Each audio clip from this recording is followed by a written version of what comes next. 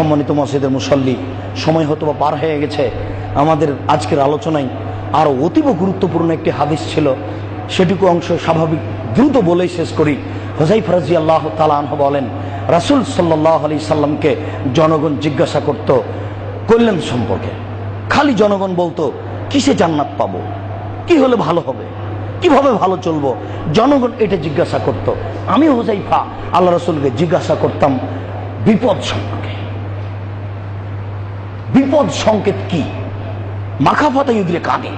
আমি এই ভয় করতাম যে কোনটা বিপদ আমাকে ধরে নেবে, কোনটা বিপদ আমাকে ধরে নেবে। অতএব ভয়ানক বিপজ্জনক জিনিসগুলো আমি জেনে রাখি, আমার জানা থাকলে সেটা আমাকে ধরতে পারবে না। তা আমি একদিন জিজ্ঞাসা করলাম, আল্লাহ রাসূল, ইন্না কুন্না ফি জাহিলিয়াতিন ওয়া শাররিন, আমরা ছিলাম পাপের মধ্যে, অনিষ্টের মধ্যে। ফাজানাল্লাহু তাআলা বিহাযাল খায়রে, আল্লাহ আমাদেরকে কল্যাণ দিয়েছেন। কোরআন মাজিদ আমাদের, ইসলাম আমাদের, আমরা ভালো আছি। হাল বাদা হাযাল খায়রে মিন শাররিন, এই ভালোর পরে কি খারাপ আসবে? কারণ না, হ্যাঁ, এই ভালোর পরে খারাপ আসবে। সাহাবীর যুগ, তাবের যুগ ভালো, এরপরে খারাপ আসবে। তখন সাহাবী বলছেন, হাল বাদা জালেকা শাররুন মিন খায়রিন, তো ওই খারাপের পরে কি ভালো আসবে? সিরিয়াল দেখেন, ওই খারাপের পরে কি ভালো আসবে? কারণ না, হ্যাঁ, ওই খারাপের পরে ভালো আসবে। ফিয়ে দেখানুন, ভালো হবে ঘোলাটে। হুজুর বিপাকে, মাওলানা সাহেব বিপাকে, ভালো হবে ঘোলাটে। তখন হুযায়ফা বলছে, ওমা দেখানো ঘোলাটে আবার কি? ইসলাম কি ঘোলাটে হয় নাকি? যেমন এক শ্রেণীর মানুষ বলছে, জেনারেল শিক্ষিত, হুজুর কত খারাপ গো, ওই একজনে এই কথা বলছে, ওই আরেকজনে এই কথা বলছে, ওদের কথাতেই মিল নেই। এই কথা সেই কালো সাহাবীগণ বলেছেন। হুযায়ফা বলছেন, ওমা দেখানো ঘোলাটে আবার কি জিনিস? কোরআন মাজিদ ঘোলাটে হয় নাকি? ইসলাম ঘোলাটে হয় নাকি? কথা বুঝতে পারলাম না, ঘোলাটে কি জিনিস? তখন আল্লাহ রাসূল বলছেন, শোনো, কওমুন ইসতুন্না বিগাইরি সুন্নতি ওয়া ইয়াদুনু বিগাইরি হাদিয়াতি, জনগণ আমার সুন্নাত ছেড়ে দিয়ে অন্য সুন্নাত ধরে নে বলবে এটাই রাসূলের সুন্নাত। জনগণ আমার আদর্শ ছেড়ে দিয়ে অন্য আদর্শ ধরে নে বলবে এটাই রাসূলের আদর্শ সুন্নাত। আল্লাহুম্মা সাল্লি আলা সাইয়্যিদিনা নাবিয়্যিনা মাওলানা মুহাম্মদ, এটা রাসূলের সুন্নাত নয়। দুরূদে ইব্রাহিম রাসূলের সুন্নাত, নগদ আপনার সামনে।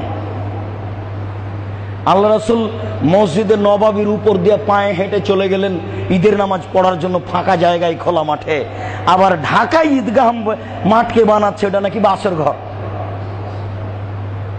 ঈদের মাঠ নাকি বাসর ঘর, ওখানে বউ থাকবে, জামাই থাকবে, জামাই বেটি থাকবে।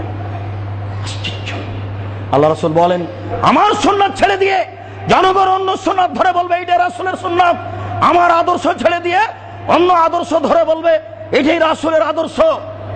আর রাসূলের আদর্শ হচ্ছে মোবাইল অন করে বলতে হবে আসসালামু আলাইকুম। মানুষ হ্যালো বলে কি করে? হ্যালো বলে কুকুরকে ডাকে। আমার আদর্শ ছেড়ে দিয়ে অন্য আদর্শ গ্রহণ করে বলবে এটাই রাসূলের আদর্শ। তখন সাহাবী বলছেন যে হাল বাদা জালেকাল খায়রে মিন শাররিন, আল্লাহ রাসূল এই ঘোলাটে ভালোর পরে কি খারাপ আসবে? থামছেন না। তখন বলছেন, হ্যাঁ, দুআতুন আলা আবওয়াবি জাহান্নাম, বক্তারা থাকবে জাহান্নামের দরজায়। যারা নেতা সমাজের, তারা থাকবে জাহান্নামের দরজায়। যারাই তাদের ডাকে সাড়া দিবে তারাই তাদেরকে জাহান্নামে দিয়ে দিবে। তখন হুযায়ফা বলছেন, সিফুন লানা, কথা বুঝিয়ে বলেন, বক্তা জাহান্নামী মানে কি কথা এটা? নেতা জাহান্নামী মানে কি কথা এটা?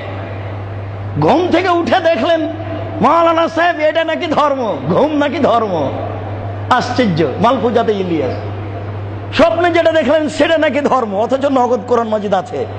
এক গ্লাস পানি পান করলে 5টা বিধান লাগে, স্বপ্ন ধর্ম হয় কি করে? এটা বুঝিয়ে বলেন, কথা বুঝলাম না। তখন আল্লাহ রাসূল বলছেন, হুম বিল জিলদাতিনা ওয়া ইয়াতাকাল্লামুনা বিআলসানাতিনা, ওসব জনগণ, ওসব আলেম, ওসব নেতা সবাই কোরআন মাজিদ পড়ে দলিল দিবে, আমার হাদিস পড়ে দলিল দিবে নিজ নিজ পক্ষে।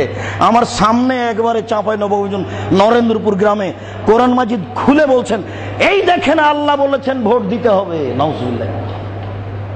আরে খ্রিস্টান আব্রাহাম লিঙ্কনের কাল্পনিক পদ্ধতি ভোট, এটা কোরআন মাজিদে আসলো কি করে যে ভোট দিতে হবে? কোরআন মাজিদ খুলে দেখাচ্ছে গো, কোরআন মাজিদ খুলে দেখাচ্ছে। আল্লাহ রাসূল বলছেন তাই তারা আমার ভাষায় কথা বলবে। তখন সাহাবী বলছেন, ফামাতা আমনু মিন আদরাকানি জালেকা, আলেম ওলামাই যদি এমন হয় তাহলে আমি কি করব? এবার আপনার আমার বাঁচার পথ। তখন আল্লাহ রাসূল বললেন, তালজাম জামাত আল মুসলিমিন ইমামাহুম, ওই সময় একটা সঠিক দল, সঠিক দলনেতা খুঁজে নাও। তখন সাহাবী বলছেন, ফাইনাল এখন জামাতুন আল ইমাম, যদি সঠিক দল সঠিক দলনেতা খুঁজে না পাই তাহলে কি করব?